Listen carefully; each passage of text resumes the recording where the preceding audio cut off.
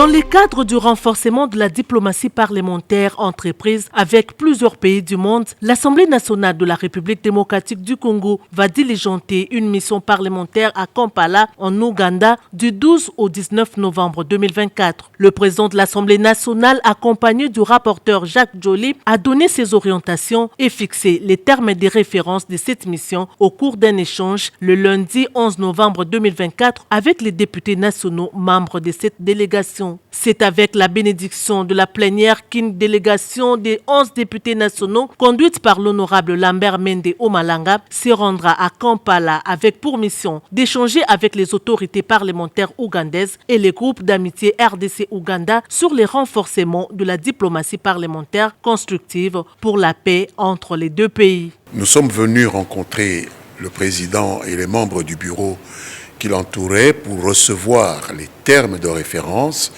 de cette mission, qui est une mission interparlementaire d'établissement d'une coordination bilatérale entre le Parlement de la République démocratique du Congo et le Parlement de l'Ouganda, pays voisin de la République démocratique du Congo, avec lequel nous lie une série d'accords, notamment la mutualisation des forces qui se déroule maintenant dans certaines provinces de l'Est contre les forces terroristes des ADF NALU qui subissent quand même quelques échecs, et nous voudrions comprendre comment améliorer cette collaboration qui s'est mise en route entre notre gouvernement et le gouvernement ougandais. Nous sommes un parlement responsable, représentatif des intérêts du peuple congolais, et nous allons au contact de nos homologues ougandais qui représentent pour leur part les intérêts du peuple ougandais. Il s'agit d'une mission qui vient en appui à la coopération bilatérale entre les exécutifs de ces deux pays, comme c'est fait actuellement avec plusieurs autres pays du monde. Cette initiative découle des échanges que le président de l'Assemblée nationale, le professeur Vital Kamerhe, a eu avec son homologue ougandaise, l'honorable Anita Among, à Accra, au Ghana, en marge de la deuxième assemblée générale de la conférence des présidents des parlements africains. Les deux présidents des chambres se sont convenus de renforcer la coopération parlementaire entre les chambres de deux pays en appui à la coopération bilatérale traditionnelle entre leurs deux gouvernements.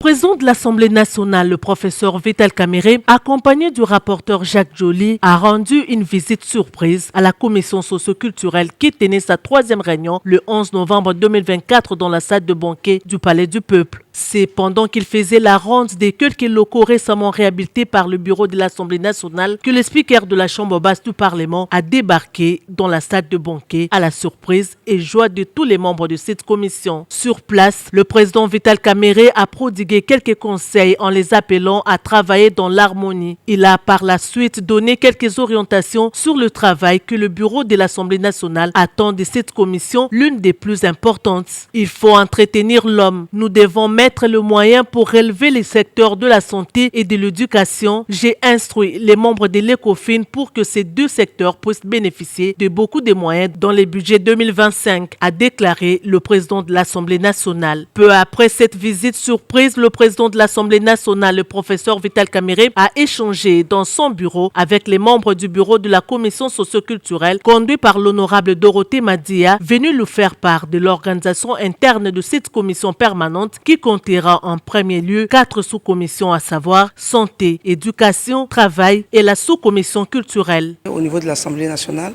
il y a des commissions qui sont des organes techniques qui aident le président ou dans le bureau de l'Assemblée dans sa charge. Et la commission est composée de sous-commissions. Donc, en ce qui concerne la commission socio-culturelle, nous avons 3 sous-commissions pour l'instant, mais au regard de l'importance de cette commission qui s'occupe de tout ce qui est social du Congolais, donc il a été question qu'on puisse élargir, donc on en aura 4. La sous-commission relative à la recherche scientifique, les membres de la commission ont fait le choix de sous-commissions dans lesquelles ils veulent travailler. Mais pour l'installation de bureaux de sous-commissions, nous avons reçu l'orientation du président. Il nous a été clairement demandé de ne pas limiter les ambitions. Donc les choses se feront de manière consensuelle en tenant compte des critères évidemment d'équilibre les genres, bien entendu, et puis d'autres critères, la compétence. Le professeur Vital Kamerhe a donné sa vision par rapport à cette commission et a rassuré aux membres de son bureau de tout son appui.